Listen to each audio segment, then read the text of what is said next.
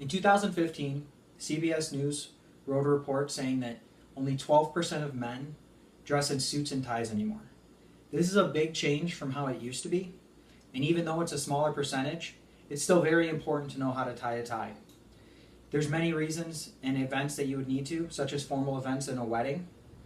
And more importantly, for us students that are going to be graduating soon, we're going to need to dress professionally for job interviews. I attended private school for most of my childhood until I was 15 years old, and a tie was required. So I've been wearing ties and using them for half of my life. There are two popular knots, the 4-in-hand knot and the half Windsor knot, and I will be demonstrating how to tie these two. I'm going to start with the 4-in-hand knot. In 2016, Esquire magazine described this knot as the most popular and the best for anything knot, except for when you're wearing a tuxedo. So to start, as with tying any ties, you want the thicker side on the right and the thinner side on the left. And you want the thin side to be around your belly button level. Now to start, you're going to bring the thick side across the front and behind the back so that it's back on the right side.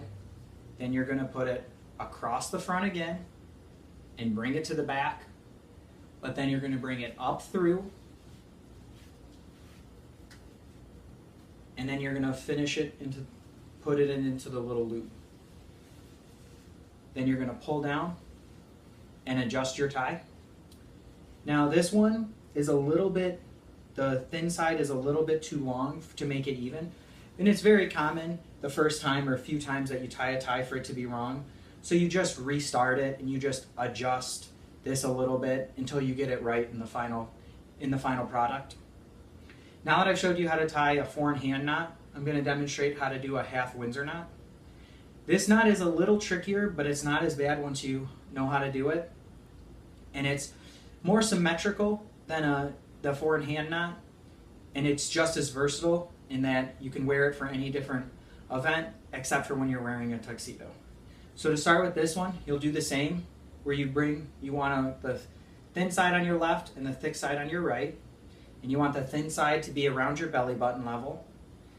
You're going to start the same way, where you're going to take the thick side across the front and then behind the back and back to the right side. But this time, you're going to bring it up top and through to the back, and you want it on the left side. From the left side, you bring the thick part back to the right, and then you bring it from behind through the top, and then you put it through the loop again. And then you adjust it as it is. This one, as I said, is more symmetrical than the 4-in-hand knot. Now this one I did pretty evenly, but again, if there was any problem with it, I would just go back and start and have it restart and just adjust from side to side until I get it, and then just attempt it till it's the right length for me. So I've shown you how to tie the 4-in-hand knot and the half Windsor knot. In conclusion, ties aren't as important in the workplace as they used to be, but it's still important to know how to tie a tie for formal events, weddings, and most importantly, for job interviews. Just like everything in life, there's only one way to learn, and that's by doing. So practice is the best way to learn how to tie ties, because they're not that difficult once you know how to. I've been wearing a tie for most of my life through my childhood with school. And although I would rather wear blue jeans and a t-shirt to work every day for the rest of my life, it's not that bad to dress up, and it's a very useful skill to know how to tie ties.